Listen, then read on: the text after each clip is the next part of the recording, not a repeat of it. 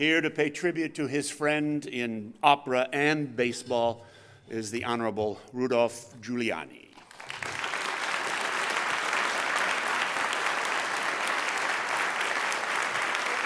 Thank you.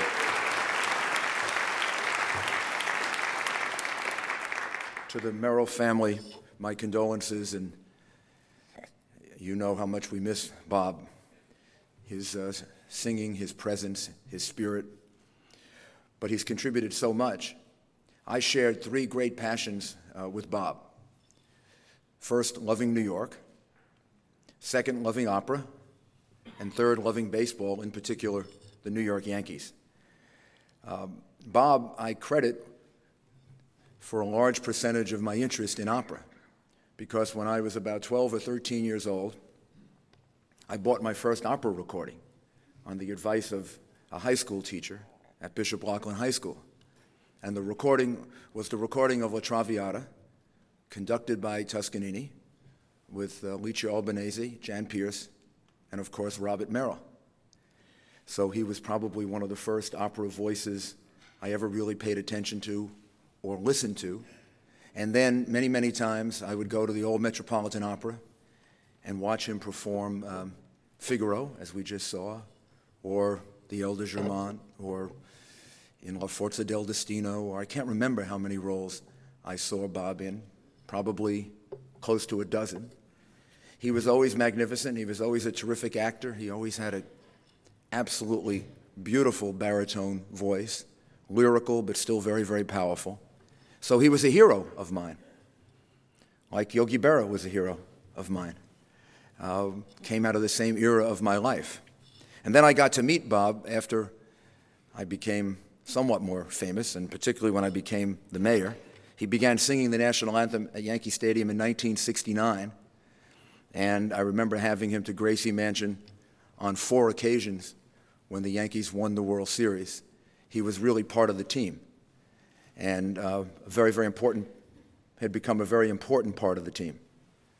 It was beautiful to watch him perform, particularly in the later days, when he had become older, weaker, more frail, and you'd wonder if he'd make it to home plate to sing. And I would talk to him usually before he was going out, because I sit there right near where he would get ready to go out and sing.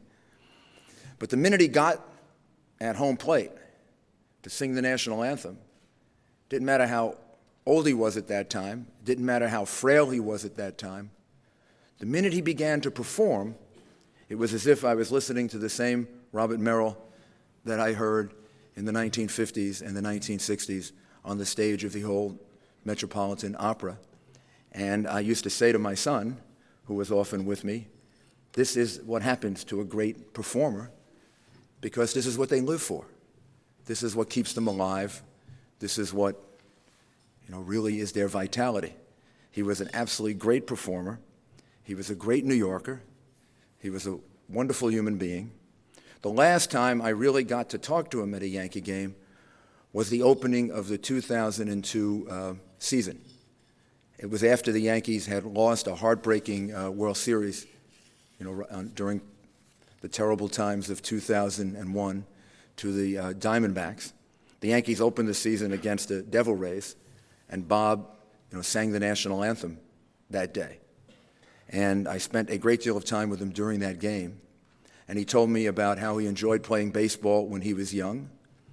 I told him no matter how good or bad you were, you probably nowadays would never have had a career in opera, because they would have offered you a $5 million contract to play baseball, and we would have lost one of the greatest baritones of all time. And he didn't deny that. So, we talked about the Brooklyn Dodgers, who he remembered, the New York Giants, what it was like when we had 3 baseball teams in New York. His passion for baseball was as great as his passion for opera. His passion for life was even greater, his love of his family, his love of New York. He is going to be a great legend in opera. He is already. It's going to be greater and greater with time.